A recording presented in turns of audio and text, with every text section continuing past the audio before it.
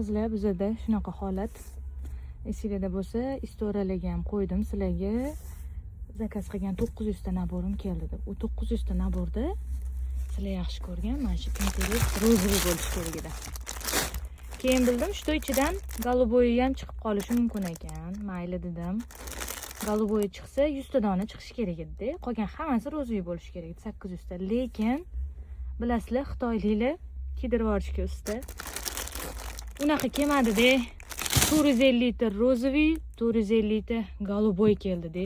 Bu голубой menga juda ham ko'plik qiladi, chunki undan oldingi safar yaxshi ko'rib olganingiz uchun alohida ro'zg'ordan boshqa голубойdan ham zakaz qilib qo'ygan edim-da men.